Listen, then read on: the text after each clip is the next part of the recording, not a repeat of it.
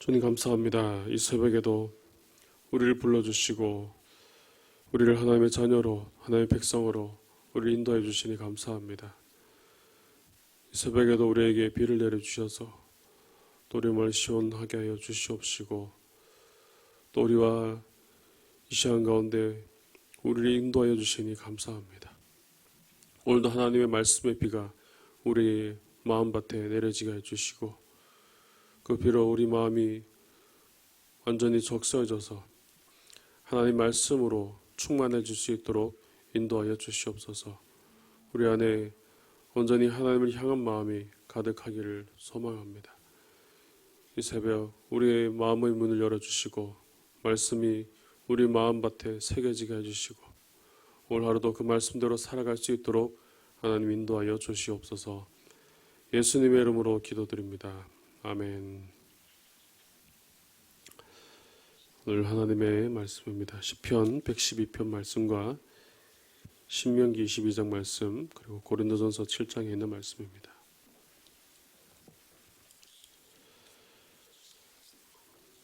먼저 시편 112편 말씀입니다. 구약 887면에 나와 있습니다.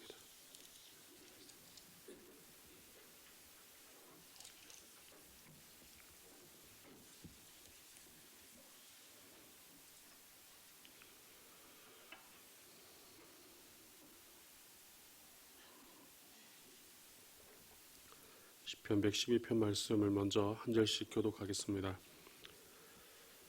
할렐루야. 여호와를 경외하며 그의 계명을 크게 즐거워하는 자는 복이 있도다.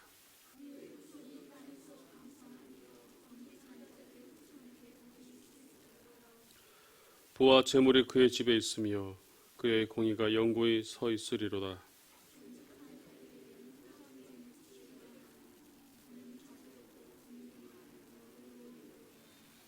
은혜를 베풀며 구워주는 자는 잘 되나니 그 일을 정의로 행하리로다.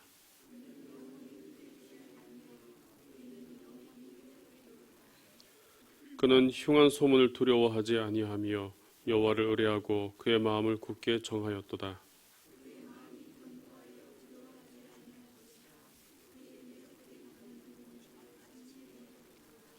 그가 재물을 흩어 빈궁한 자들에게 주었으니 그의 의가 영구히 있고 그의 뿔이 영광 중에 들리리로다.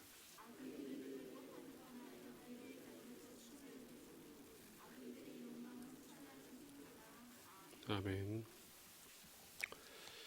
다음은 구약성경 신명기 22장 13절에서 30절까지 말씀입니다.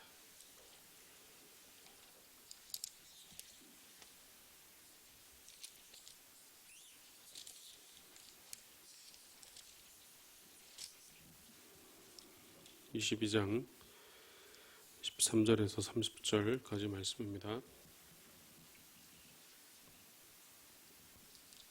한 절씩 교독하겠습니다. 누구든지 아내를 맞이하여 그에게 들어간 후에 그를 미워하여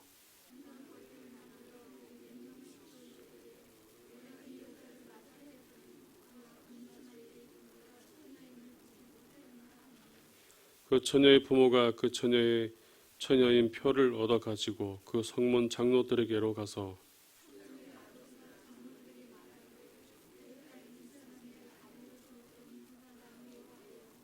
비방거리를 만들어 말하기를 내가 내 딸에게서 처녀임을 보지 못하였노라 하나 보라 내 딸의 처녀의 표적이 이것이라 하고 그 부모가 자리옷을 그 성읍 장로들 앞에 펼 것이요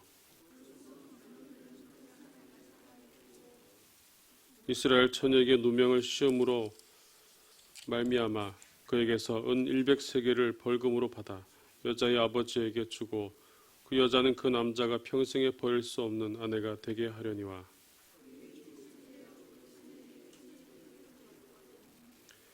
그 처녀를 그의 아버지 집 문에서 끌어내고 그 성읍 사람들이 그를 돌로 쳐 죽일지니 이는 그가 그의 아버지 집에서 창기의 행동을 하여 이스라엘 중에서 악을 행하였음이라.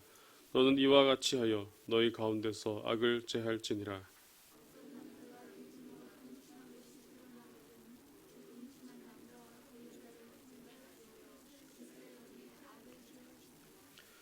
처녀인 여자가 남자와 약혼한 후에 어떤 남자가 그를 성읍 중에서 만나 동침하면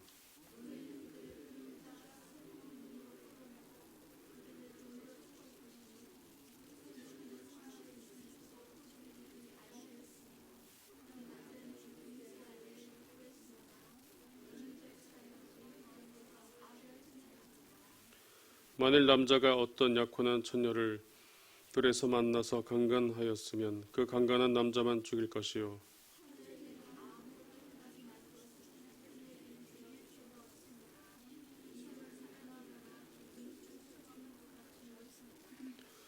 남자가 처녀를 들에서 만난 까닭에 그 약혼한 처녀가 소리 질러도 구원할 자가 없었음이니라.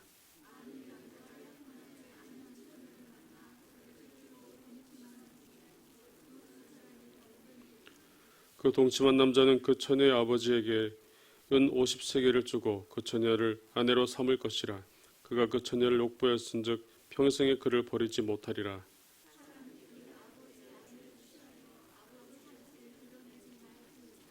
아멘. 고린도전서 7장 말씀입니다. 신약 270면에 나와 있습니다. 고린도전서 7장 1절에서 9절까지 말씀입니다.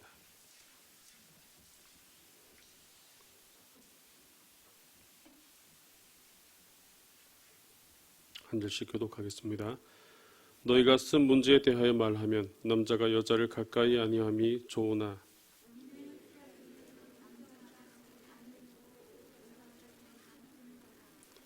남편은 그 아내에 대한 의무를 다하고 아내도 그 남편에게 그렇게 할지라.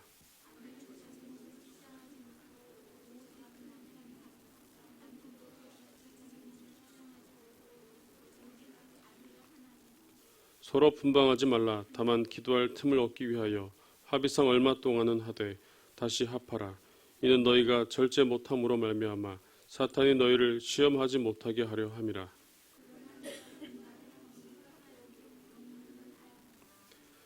나는 모든 사람이 나와 같기를 원하노라. 그러나 각각 하나님께 받은 자기의 은사가 있으니 이 사람은 이러하고 저 사람은 저러하니라.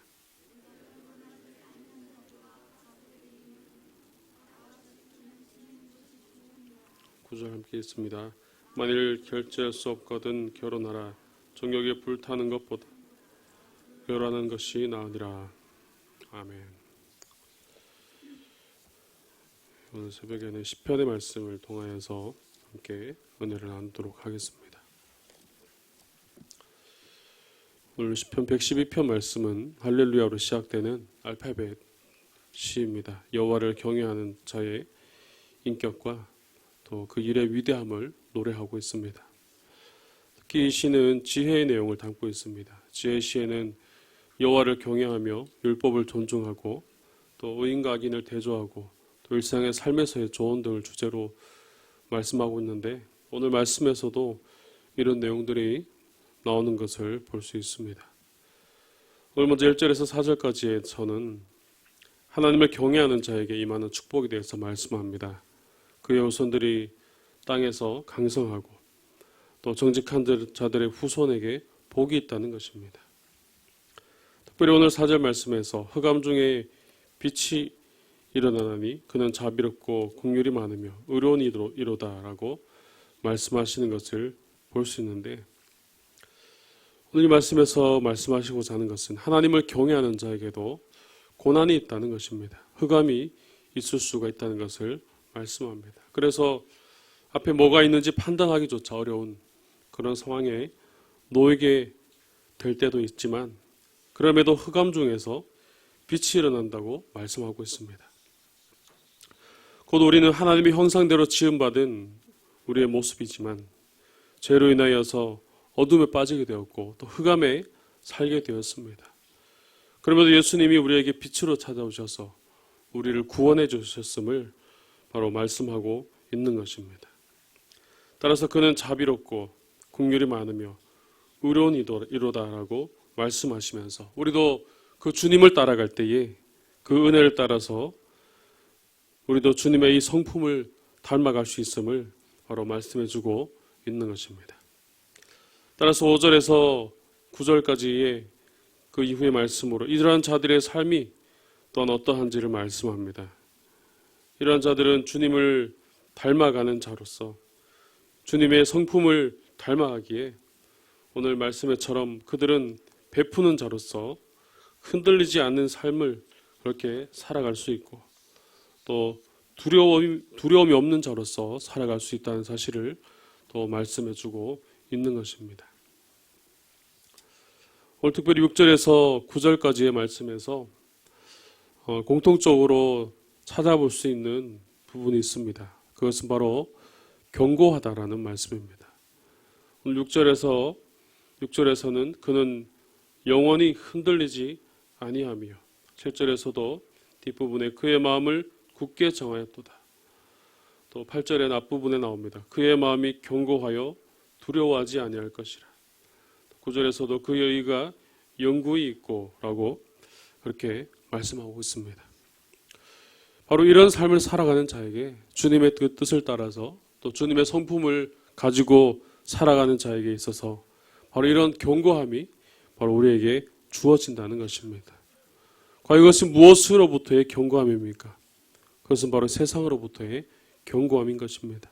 하나님을 경외하는 자들에게 또 주님의 성품을 따라서 살아가려고 하는 자들에게 바로 우리를 넘어뜨리려고 하는 그런 세력들이 있다는 것이죠. 그들이 아무리 애를 쓰고 또 온갖 수단을 동원해서 잠시라도 우리를 넘어뜨리라고 해도 아무런 소용이 없다는 것을 말씀해주고 있는 것입니다. 결국 오늘 10절 말씀에서 말씀하고 있는 것처럼 악인은 이를 보고 한탄하며 이를 갈면서 소멸되리니 악인들의 욕망은 사라지리로다 라고 말씀합니다. 오늘 10절의 말씀이 혹시 눈에 그려지지 않습니까? 저는 이 말씀을 묵상할 때에 그런 생각을 해보았습니다. 우리는 앞에 여전히 악인들이 득실거리고 우리를 향해서 이를 갈고 한 번이라도 유혹해보려고 어떻게든 건드려보려고 하지만 우리는 하나님 안에 있기에 주님의 성품을 닮은 우리의 모습이기에 그들은 우리를 어찌할 수 없는 그런 모습으로 사라질 수밖에 없는 그런 모습이 바로 그려졌습니다. 우리가 하나님 안에 살 때에 바로 그렇게 될 수 있다는 것이죠. 우리가 하나님 안에 있기에 어떤 원수들도 우리를 건드릴 수 없고 그들은 계속해서 악한 계획을 가지고 접근하게 되지만 더 이상 접근할 수 없는 바로 그런 상태에 있다라는 것을 알 수가 있는 것입니다.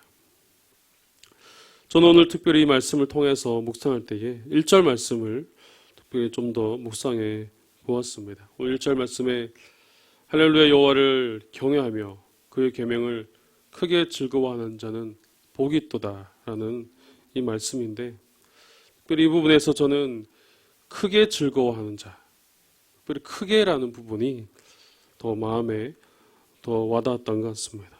더 와닿았습니다. 사실 이 1절 부분은 시편 1편에도 이런 비슷한 내용이 나옵니다. 복 있는 사람에 대해서 말씀할 때 여호와의 율법을 즐거워하며 그 율법을 주야로 묵상하는도다라고 그렇게 말씀하고 있는데 그런데 그 말씀하고 오늘 말씀에서 다른 점은 여기서는 그의 계명을 크게 즐거워하는 자는 복이 있도다라는 부분이었습니다. 그래서 어떻게 하는 것이 우리가 하나님 말씀을 크게 즐거워할 수 있을까? 우리가 더 목소리를 크게 해야 되는 것인가? 아니면 더 많은 양으로 더 많은 시간을 들여서 하나님께 나아가야 그렇게 해야 하나님을 더 크게 즐거워할 수 있을까? 저는 이 크게 하는 표현이라는 이 부분을 묵상해 보면서 어떻게 하는 것이 과연 주어진 그 말씀 가운데 크게 즐거워하는 것일까 하는 이 부분을 좀 더 묵상해 보았습니다. 오늘 여러분들은 이 말씀을 보면서 어떻게 하면 하나님께 더 크게 하나님 앞에서 더 크게 즐거워할 수 있다고 생각이 드십니까? 오늘 하나님께서 분명 우리에게 여호와를 경외하는 자에게 축복을 주시고 또 그렇게 살아가는 자에게 악인이 더 이상 거늘지 못하는 그런 은혜를 주시고 또 주님을 닮아가는 그런 성품을 주신다고 우리에게 말씀하고 있는데 오늘 이 말씀을 보면은 사실 하나님께서 우리에게 베풀어 주시는 은혜는 너무나 크고 또 너무나 많지만 사실 우리가 할 수 있는 것은 매우 적다라는 사실을 발견할 수 있었습니다. 하나님을 경외하는 자에게 나타나는 이 축복과 은혜는 우리의 모습에 따라서 하나님께서 적게 주시고 다르게 주시고 그런 것이 아니라 하나님께서 날마다 우리에게 베풀어 주시는 은혜가 바로 이 가운데 있다는 것이죠. 그래서 이 축복과 은혜는 바로 우리가 획득하는 것이 아니라 하나님의 은혜로 주어진다는 사실을 우리 말씀을 통해서 분명히 볼 수 있다는 겁니다. 따라서 우리가 하나님 앞에 서서 행할 수 있는 것은 사실 지극히 작은 부분으로 보여집니다. 그럼에도 우리가 하나님의 말씀 가운데 하나님의 그 율법, 하나님의 계명을 크게 즐거워할 수 있는 방법은 과연 무엇일까요?